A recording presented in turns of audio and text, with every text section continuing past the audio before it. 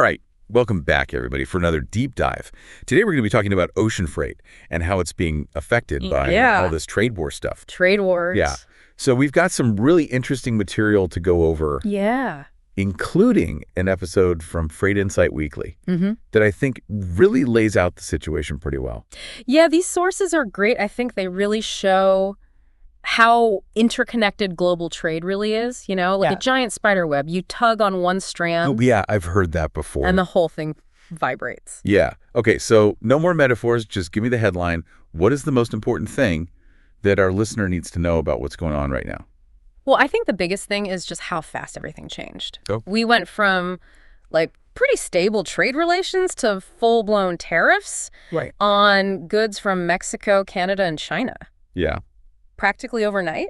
That is crazy. 25% on goods from Mexico and Canada, and then an additional 10% specifically on Canadian energy exports. And all of this took effect on March 4th, 2025. So just the other day. Yeah, just like that. And the retaliations were almost immediate. Okay, now 25%, that's huge. It is. That sounds like a full-blown trade war to me. It is. So what did Canada, Mexico, and China, what did they do in response to this? Well, Canada fired back with a 25% tariff on $30 billion worth of U.S. goods. Wow. And actually, they have plans to increase that even further, up to $125 billion. Wow. Mexico and China also had similar responses, enacting their own retaliatory measures. So it's like everybody's just trying to one-up each other. Kinda. Yeah. Yeah, definitely. Okay. I have a friend who actually runs a furniture import business. And he has been scrambling ever since this all started. Oh, yeah. I know that he's been trying to ship as much as he can before the tariffs fully kick in. Right. But I don't really get what effect that has on the bigger picture. Well, he's doing what's called front loading. It's basically just trying to beat the clock, get as many goods shipped before those tariffs increase the cost. Right. But when everybody does that at the same time, you can imagine what happens. Yeah, it's got to be total chaos. Yeah, you get a massive surge in demand for ocean freight. Okay. Which, of course, drives up shipping costs. Right. But it's not even just about the money, Right. All this rushing puts huge pressure on ports and ships. There's just not enough capacity to handle everything all at once. And that leads to delays, congestion, all kinds of problems. Oh, for sure. So it's like a traffic jam, but instead of cars. Exactly. It's like container ships. It's a container ship traffic jam. Yeah. Full of furniture. Yeah. Yeah. And probably a bunch of other stuff, too. Pretty much, yeah. That's crazy. And what makes it even trickier is that these trade wars are just so unpredictable. Right. Shipping companies rely on forecasting, to plan routes, to optimize their operations. And all this instability makes that nearly impossible. So you're saying, they don't know what to expect. Yeah, they're flying blind in a lot of ways. Yeah, that's got to be a nightmare for anyone. Trying to manage absolutely. a global supply chain right now. Yeah. So if my friend who imports all this furniture, you're saying he's in for a rough ride. Just screwed. Yeah, it's going to be tough. Yeah, that's crazy. And this kind of volatility, it's actually forcing businesses to make some pretty tough decisions.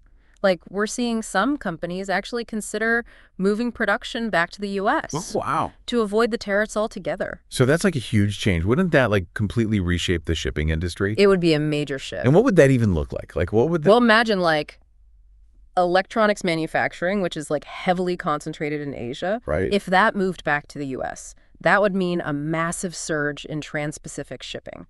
Right. In one direction. Right. But then potentially... Yeah. A lot of empty vessels on their return trips. It's like a giant logistical puzzle with huge economic implications. So if you're in the shipping industry, you're probably pulling your hair out right now. Yeah, I'd say a lot of people are feeling the stress. Yeah. Okay, so let's break this down for our listener out there. Someone who's probably involved in international trade in some way. Yeah. How should they be thinking about all of this? What are the key takeaways here? I think the biggest takeaway is just that, we're in uncharted waters right now. Right. The rules are changing really quickly, and there's no clear roadmap. Okay, so that sounds a bit daunting.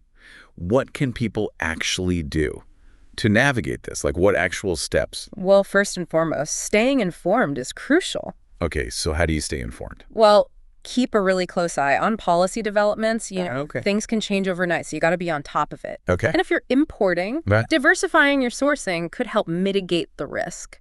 Okay, what do you mean by that?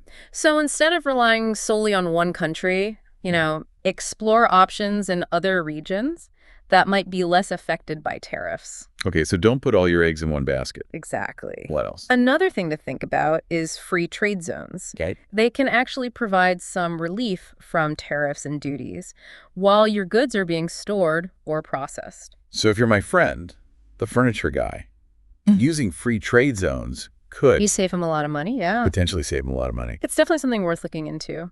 But maybe the most important thing is just to stay flexible and adaptable. Okay. These trade wars are creating so much uncertainty Right. that being able to adjust your strategies as things change is going to be crucial. Okay, so we've got front loading, we've got diversification, we've got free trade zones. Yep.